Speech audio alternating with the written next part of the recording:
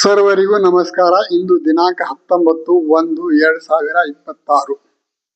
ನಮ್ಮ ಮನೆಗೆ ವಿಜಯನಗರ ಜಿಲ್ಲೆ ಕಂಪ್ನಿಯಿಂದ ಶ್ರೀಮತಿ ಅನ್ವರ್ ಬಿ ಇವರ ನೇತೃತ್ವದಲ್ಲಿ 6 ಮಂದಿ ಮಹಿಳೆಯರು ಶ್ರೀಮತಿ ಅಸ್ಮಾ ಖಾನಂ ಹಾಗೂ ಸೀಮಾ ಬಾನು ಮತ್ತು ಮುಬಾರಕ್ ಅವರಿಗೆ, ಆಮೇಲೆ ಶಂಶಿಯಾ ಇವರನ್ನು ಭೇಟಿ ಮಾಡಿ ಮುಂದಿನ ಚುನಾವಣೆಗೆ ತಾವು ರಣನೀತಿ ಯಾವ ರೀತಿ ತಯಾರು ಮಾಡಿಕೊಳ್ಳಬೇಕನ್ನೋದು ವಿಚಾರ ವಿಮರ್ಶೆ ಮಾಡಲು ಬಂದಿದ್ದಾರೆ.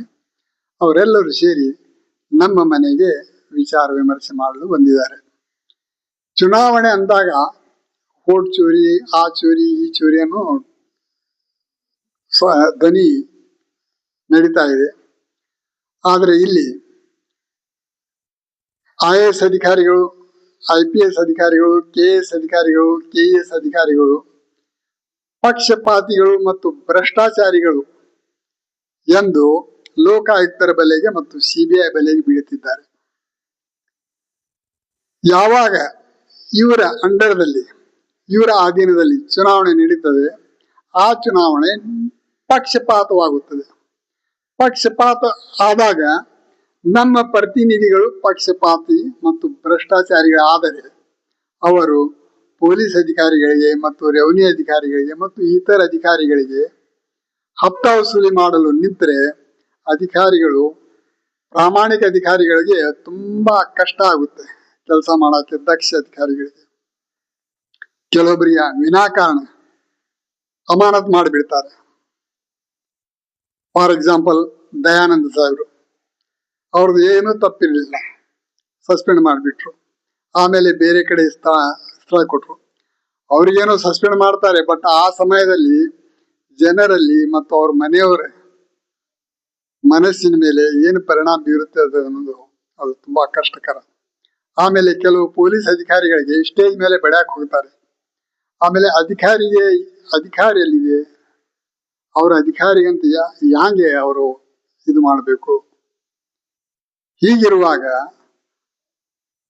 ನಿಷ್ಪಕ್ಷಪಾತ ಚುನಾವಣೆ ಆಗುವುದು ತುಂಬಾ ಅವಶ್ಯವಾಗಿದೆ ಮತ್ತು ಮಹತ್ವಪೂರ್ಣವಾಗಿದೆ.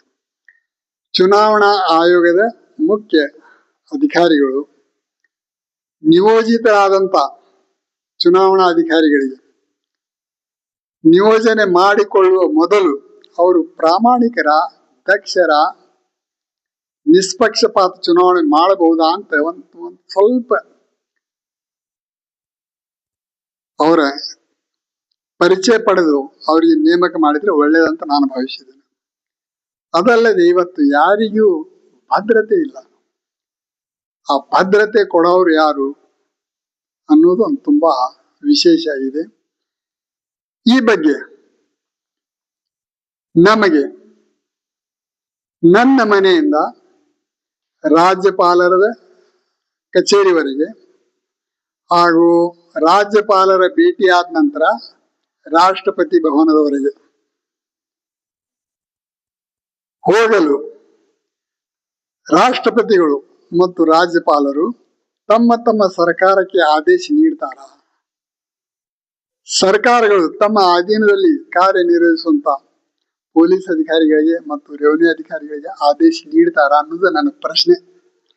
ಈ ಪ್ರಶ್ನೆಗೆ ಉತ್ತರ ಪಡೆಯಲು ಆಕ್ರಮಣ ನ್ಯಾಷನಲ್ ಟಿವಿಯ ಅಕ್ರಮ್ ಪಾಷಾ ಅವರು ರಾಜ್ಯಪಾಲರಿಗೆ ಭೇಟಿಯಾಗಿ ಸಮಯ ತಗೊಂಡ್ರೆ ಆ ದಿನಾಂಕದಂದು ರಾಜ್ಯಪಾಲರು ಯಾವ ದಿನಾಂಕ ನಿಗದಿ ಮಾಡ್ತಾರೋ ಆ ದಿನಾಂಕದಂದು ನನ್ನ ಮನೆಯಿಂದ ಪಾದಯಾತ್ರೆ ಮಾಡಿಕೊಂಡು ಅವರ ರಾಜ್ಯ ಭವನ ನಾನು ಹೋಗಿ ವಿಚಾರ ವಿಮರ್ಶೆ ಮಾಡ್ತೀನಿ.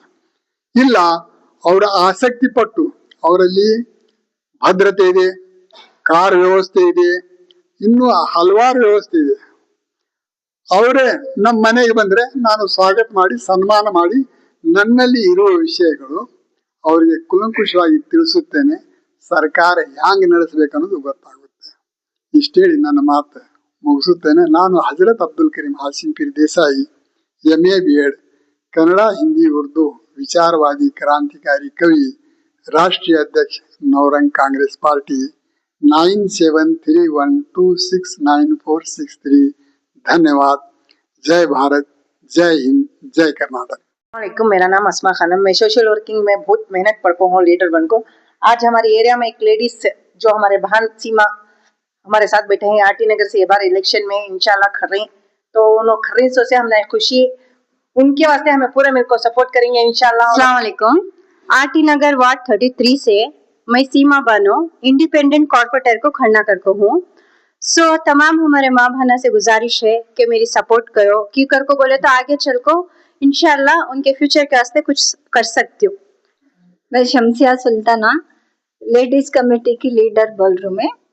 मैं अब यहाँ जब जो भी आको ही एक मुस्लिम कमेटी के हिसाब से बात करने के वास्ते, खुद को इंट्रोड्यूस करने के वास्ते और हमारी कमेटी का नाम फैलाने के वास्ते आको ही।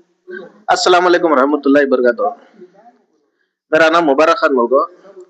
वैसे तो पहले मैं कन्नड़ा प्रा संगठन में काम कर रहा हूँ, अब फिल वक्त दलित और माइनॉरिटी सेना में काम कर को एक हमारा जो मनोरंजन पल्ले वार्ड नंबर 33 है उसमें भी एक सोशल सर्विस कर को अल्लाह के फजलो करम से एक नाम बना को हूँ। तो इस हिसाब से मैं भी क्या है कि हमारे हाशिम बीर साहब का जो आज एक मीटिंग जो अरेंज करी, तो इस हिसाब से मीटिंग में आको मैं भी एक हिस्सा लेको हूँ।